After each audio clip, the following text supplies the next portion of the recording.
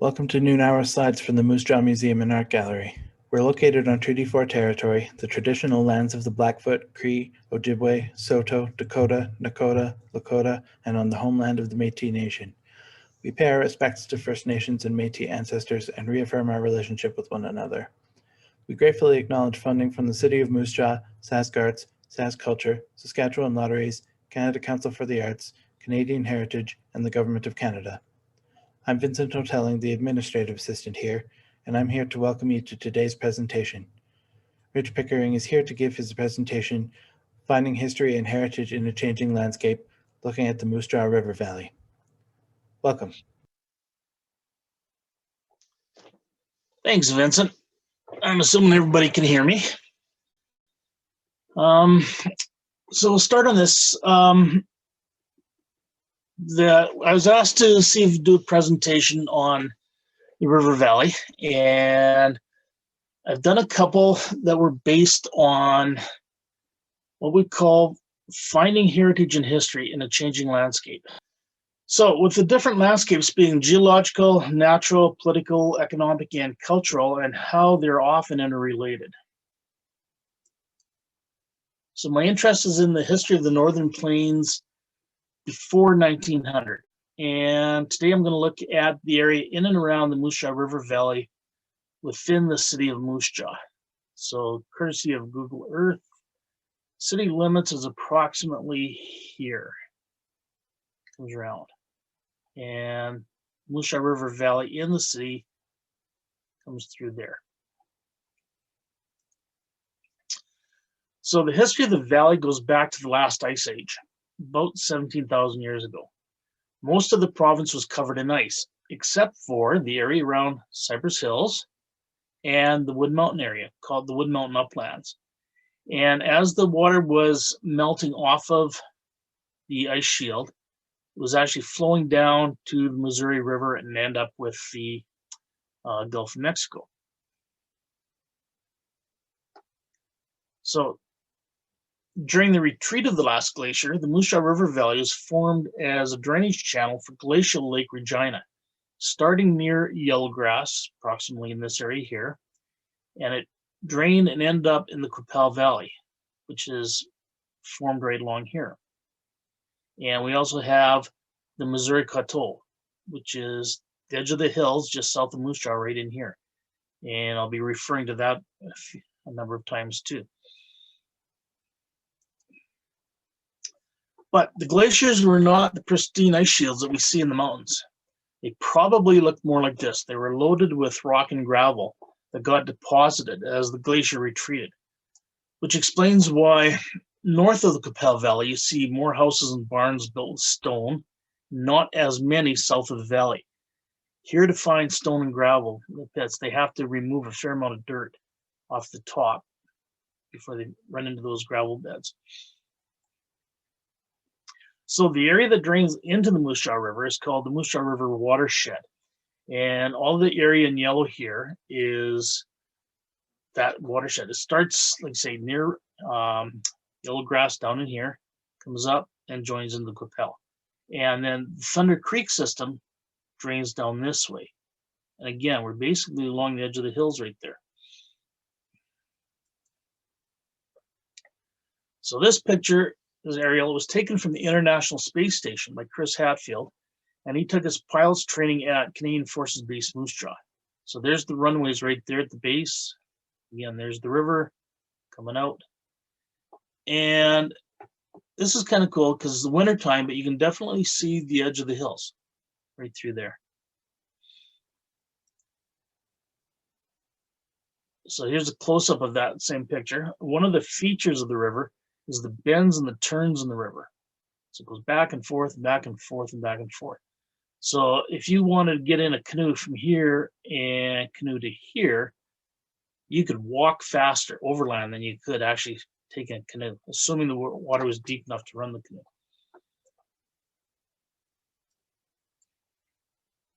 The other thing about the river is the depth.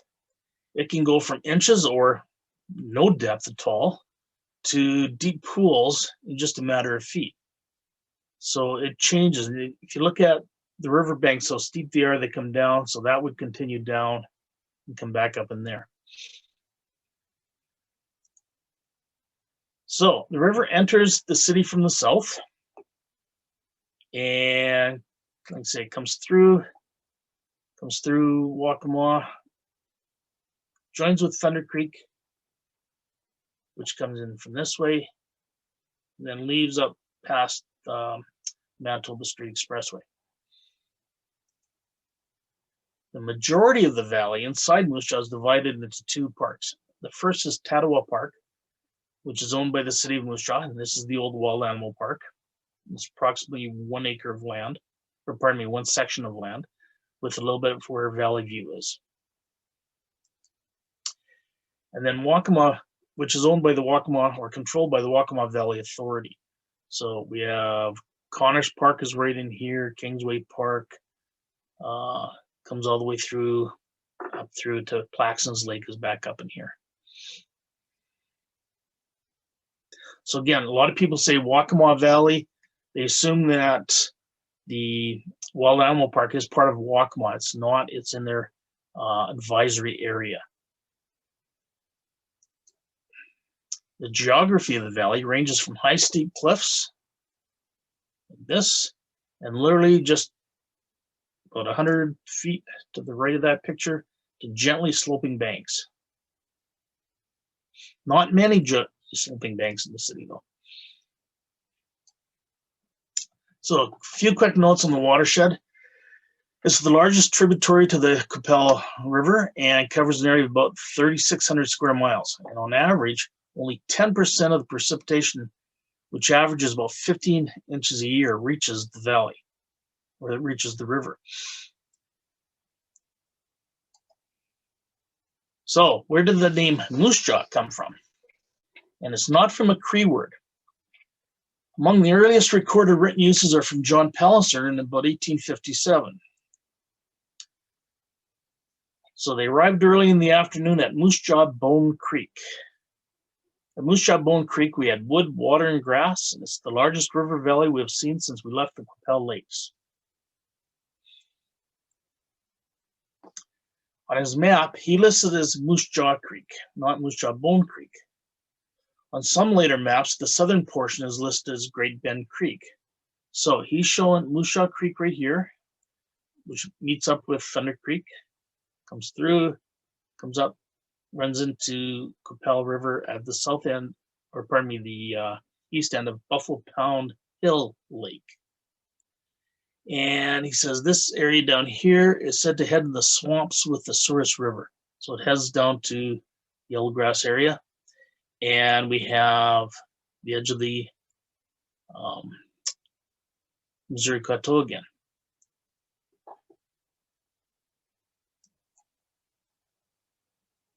And again, in his journals, he says he found it very difficult to find a crossing for our carts and wagons over Moose Jaw Bone Creek. To effect, we had to travel considerably to the southwards. It was noon before they could find a place to cross because of the steepness of the banks. So this is about 12 miles north of Moose Jaw, and it's typical of what Palliser would have encountered. The river's not very wide, not very deep, but you'd be impossible to get a cart up and down most of these banks. But here's the thing, Palliser didn't discover anything. He hired Métis guys like Big Jim McKay, who worked for the Hudson Bay Company. These guys spoke English, French, Cree, Ojibwe, and Michif, and probably with what the English considered to be a very strong accent. So when they arrived at some landmark, they would ask their guides the name of the place. So when they came to where the Musha River met the Qu'Appelle at the east end of Buffalo Pound, they would ask what the name of the river. I think it's possible the guide said something similar to Moujabon. And the English, trying to figure out what he said, Moujabon? Oh, Moose Jaw Bone. Anyway, until somebody comes up with a better theory, I'm sticking with that one. So the Métis have a strong history with the Moose Jaw area. In the special census of 1885, which was actually conducted in 1884. Anyway, as I was saying, at that time we had, I gotta get back up there. There we go.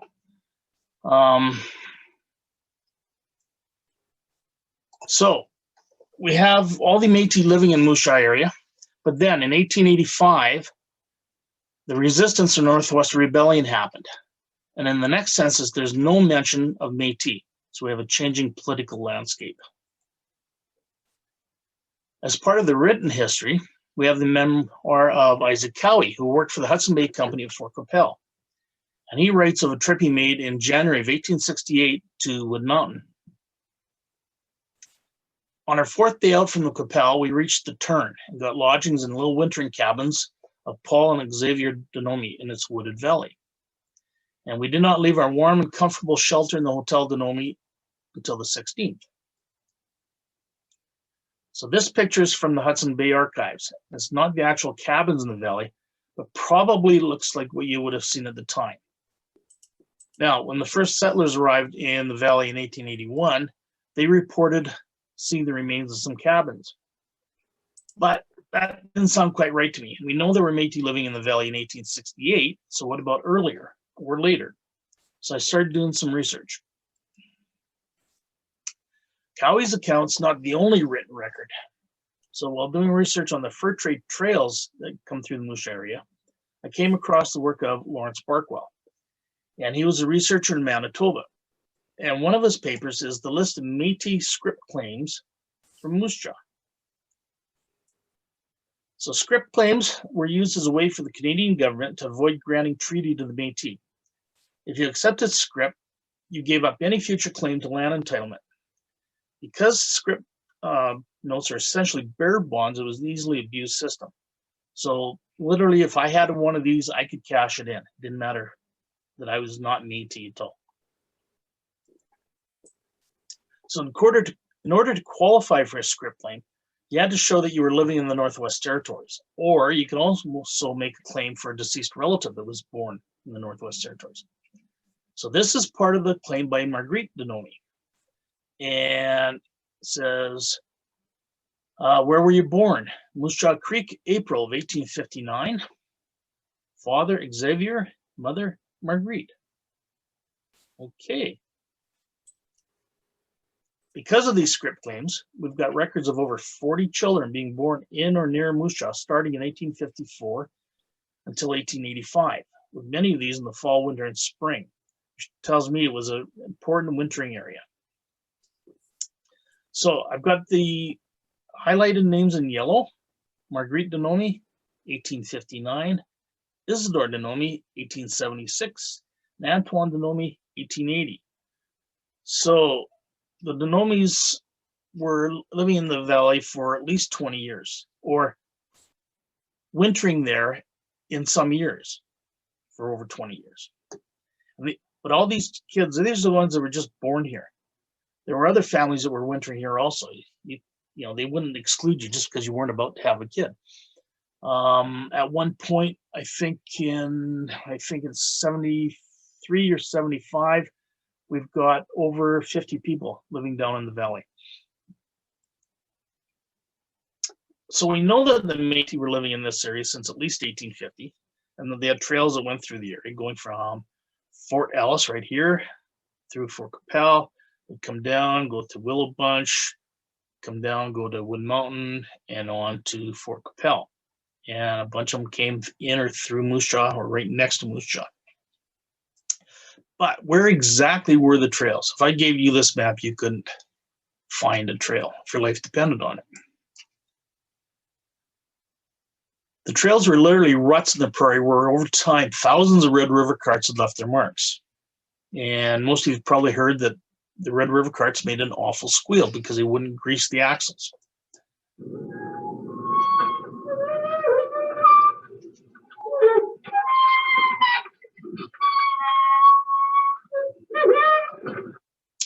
So multiply that by 10, 20, 100, 500. That would just be really noisy, almost unbearable at times. Look at this picture of O.B. Fish's implement shop. It's located on what's now Manitoba Street East in about 1884. It would be basically where Sarcan is now. There's at least 4 Red River carts parked out front. So here's 1, 2, 3. There's another one here, maybe a 5th one, kind of fuzzy. Train stations located directly south of here. But at this point, there's no branch lines. All we have is the main line. So the buffalo are gone, and Métis hunters had to change to a different way of making a living. So we've got settlers and homesteaders coming into town. They'll have to buy their implements. They'll buy them from O.B. Fish, but they got no way of getting them out to their homesteads. So the homestead or the Métis are acting as freighters and teamsters. So we have a changing economic landscape. In Western Canada, the land was being surveyed by the federal government, and the maps are published as township maps. So here's Township 16, Range 26, west of 2nd, as surveyed in 1883, and it includes the new town site of Musha.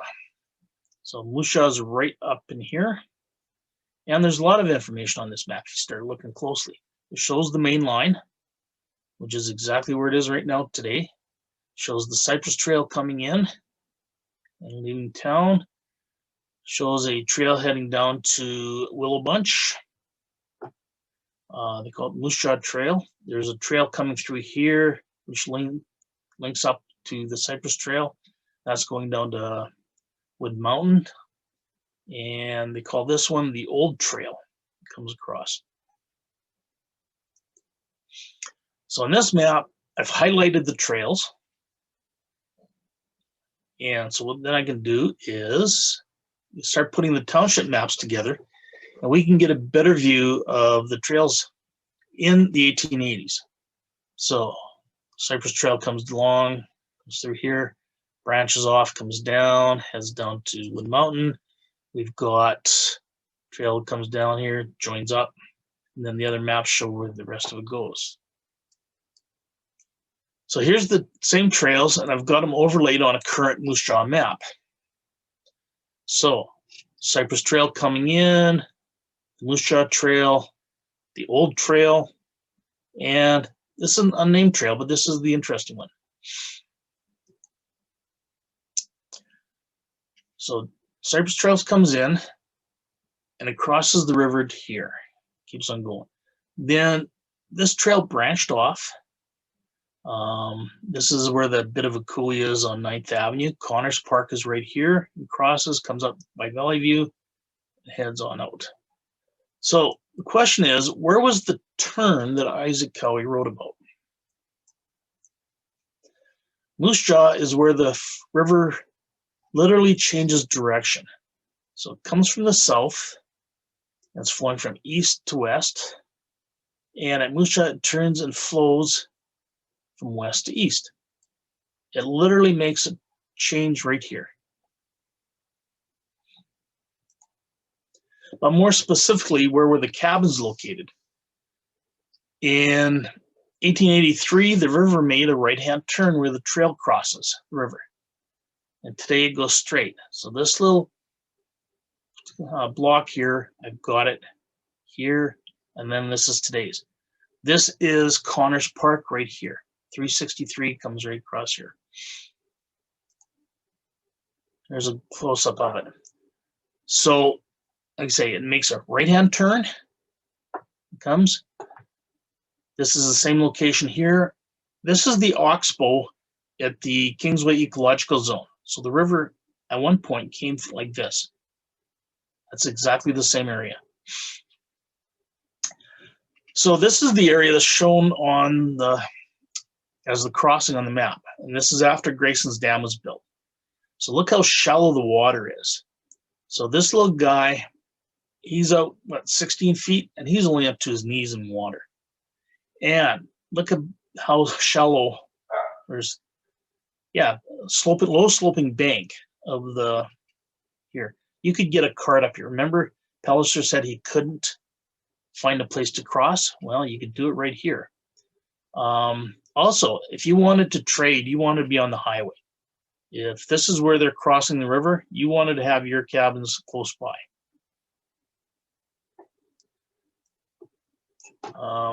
I think this is the general area that Cowie found the Denomi cabins. I should also mention that the dance hall is right here, and that's the same location it is today down in Connors Park.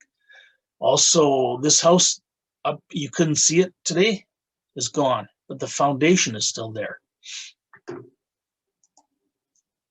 So in 1912, the CPR built a dam, which was known as Graysons Dam. It's located just west of the current 7th Avenue Southwest Bridge, and it helped to change the landscape of the valley by changing the depth of the river. So here, lots of water, pretty deep, drops down. They actually even had a fish ladder built into it. And once the CPR switched from steam to diesel for their locomotives, they no longer needed to maintain the dams, and it just fell into disrepair. This is what remained of it a few years ago. So let's go back to the east side of the valley, where the Cypress Trail comes into Moose Jaw. So it comes in off the, what they call the Reekie Highlands, crosses the river, goes up, and this is Motorcycle Hill, and then Cotta Street comes along. So this is the approximate area where the trail would have crossed the river and then gone up the hill. So nice low sloping, you'd get a cart up and down there. So here's another view of that same hill, taken about 1910, and it's looking from west to east. And here's the slope coming back down across. As another side note, this little building right up here, that's Wellington White's house, which is now Waccamaw Bed and Breakfast. And keep in mind these buildings here and this curve in the river right here. So this is looking at those same buildings. From the top, this top Motorcycle Hill, we're looking west, and that's that same curve in the river right here. So in 2015, there was a small flood that involved a lot of ice jamming up and then scouring the riverbanks. So this is the same location as the previous picture. This curve right in here, go back to it. That's that same curve.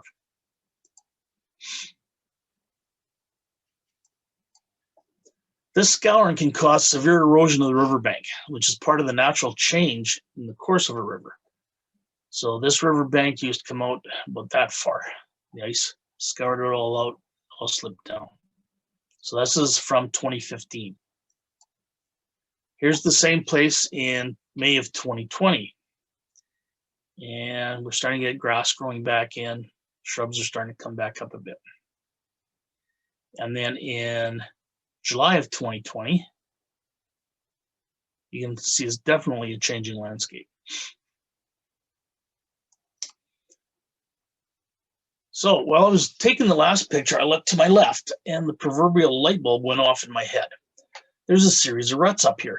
So here I am, I'm standing next to the ruts and then in the ruts. The individual ruts are about 5 feet apart. So there's one here and one here, which is the same as here. And this is the height of the original surrounding prairie area. So I've got a 3/4 ton Dodge truck. The axle clearance on that under the bell housing is actually only 8 inches, even though it looks a lot more. My Jeep has a clearance of 10 inches. So a Red River cart has a clearance of 28 inches. And the wheels are about 5 feet apart. So with a little photoshopping, you get a little bit better idea of the depth of the ruts. So I'm standing on what would be original prairie height, then I'm down in a rut, it comes up. There's another rut, comes down and back up. So this shot's from Google Earth. So I know if you want something bad enough, you'll find it everywhere you look. I may be totally wrong, but I think there's a good chance these may be the actual remnants of the Cypress Trail, right inside the Moose Jaw city limits. So we got, these are the ruts coming up along here and here and here. And in the picture, I was standing right in this area right here. So let's go back to the area of the turn. In 1875, there was a little event south of the border called the Battle of Little Bighorn, or as it was known to the Lakota, Greasy Grass.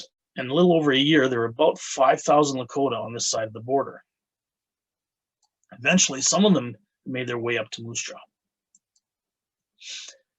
Now, this picture is reported to have been taken at Musha in 1885, and it shows the Lakota chief Black Bull right here, and he's holding a three-bladed knife club, which by this time is a symbol of authority on the Northern Plains. While we're not 100% certain that this was taken in Musha, the evidence does support it. There also appears to be militia members present who have been injured. So in 1885, there was a hospital in Musha that was established for the soldiers that were wounded during the resistance. We have a militia member here. Looks like he's a bandage on his head. One here, he has his arm in a sling from the appearances. There's another one here, another guy back here, another one here, another one here. Okay, so they've come down on a sightseeing trip to visit the Lakota camp. Then the photographer took another picture.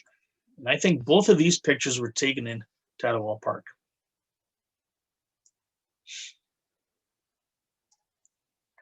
This is Black Bull's obituary in the December 24th, 1897 issue of the Musha Times.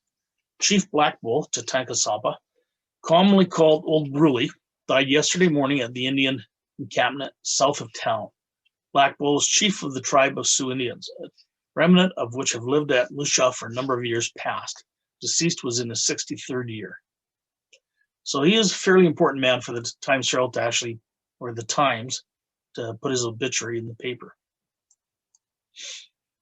But again, this is still relatively recent history. In January of 1844, Charles Larpenteur writes about trading with a camp of Cree and Chippewa at Wood Mountain. He was working for the American Fur Company at the time. This is the earliest written record of the area of southern Saskatchewan that I've seen so far. In the 30s, oral interviews were recorded where memories of the Musha area were spoken about, and locally, elders have stated that the Musha River Valley was a place where different peoples would meet. We do know that over the years, this was on the edge of the territories of many different nations. Whoop, back there. Let's go back further. Most of the major cultures or complexes found in southern Saskatchewan, dating back over 11,000 years, have been recorded within about 100 miles of Musha, and for the most part along the edge of the Missouri Coteau.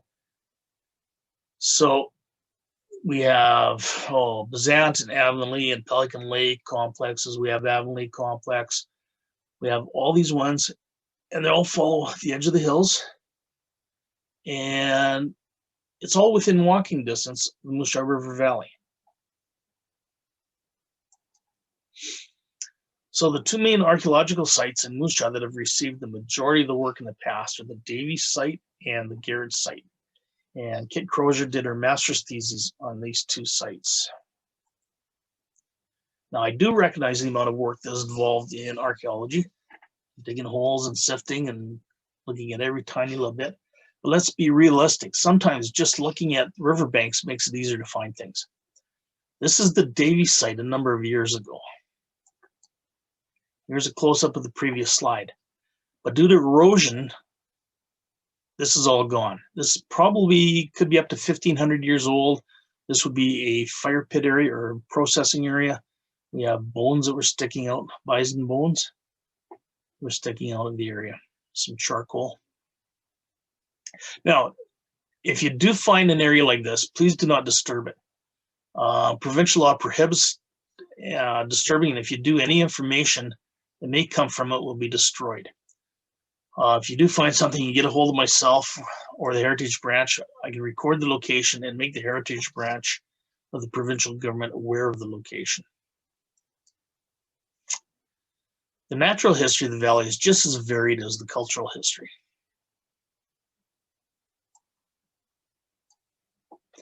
The range of ecozones in the valley ranges from dry prairie to moist prairie to wetlands. So the area in green up in here would be considered moist mixed prairie. This hillside would be dry prairie. Again, the pink, obviously, that's woodlands. And this blue area would be marsh or wetlands. And there's a bit of area down here right now. And the blue is the river. 5 different environments. So again, I'm at the top of the hill, motorcycle hill, except I'm looking more east than west.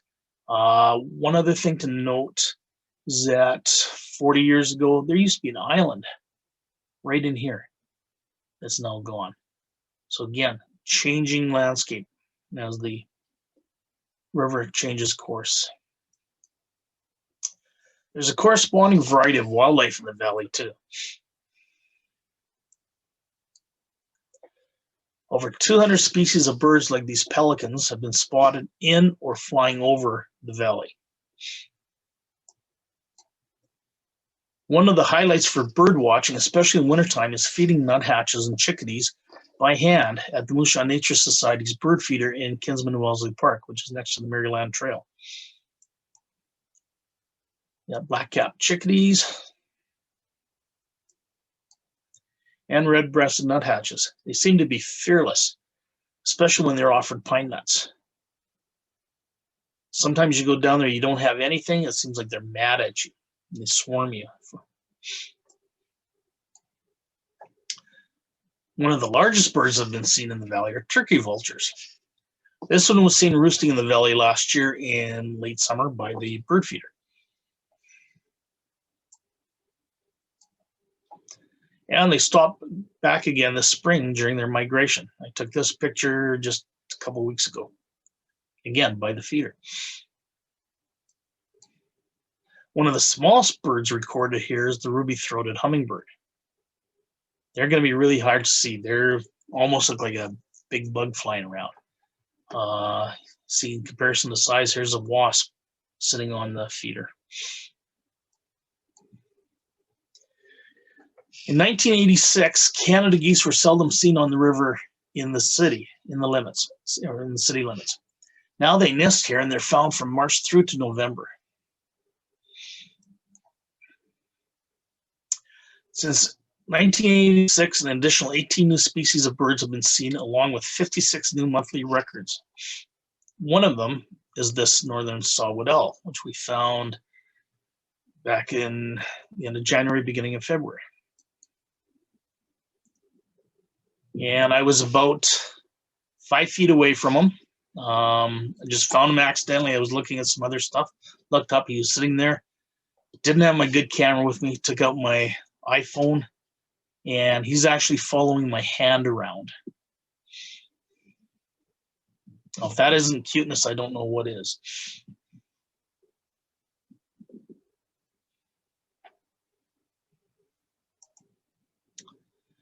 The river itself is home to lots of animals, like this painted turtle. Or a mink. There's a number of them in the valley. Or a muskrat. This one's sitting on top of some ice. It's got a bit of water over top of the ice. And beaver. Beaver can make big changes in the valley. Red foxes, they're also found in the valley. They've got dens. This was this spring's litter. Cute little guys. The area around the feeder also attracts a lot of different animals, like squirrels. They can now be found year-round, although they were not here 40 years ago. Even mule deer seem to be attracted to the feeder. Again, another animal that was not seen in the valley 40 years ago. I grew up down the valley. We never had foxes, squirrels, mule deer, or wood ticks when I was growing up down there. Even insects like this morning cloak butterfly sitting on top of the feeder. Or this green comma butterfly can be found next to the feeder.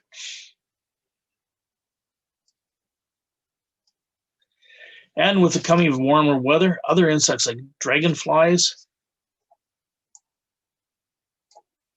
and pollinators from the bee family will be busy. The early pollinators will be looking for flowers that are already blooming, like this moss phlox. And this plains Semopterus, and I'm sure I butchered that word, which is just starting to bloom now. And in the next few months, dozens of different wildflowers will begin to bloom.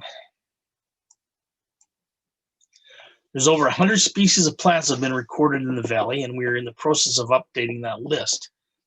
So if anybody sees plants, take a picture of it, go to Friends of Our Valley, post it on there, on Facebook, and I'll be busy recording when and where they're found. So I hope you've enjoyed this brief introduction to the Musha River Valley, where there's always something to discover all year round. In closing, I'd like to thank these individuals for the use of their pictures. And thank you to New North Slides for hosting, and to everyone for watching today.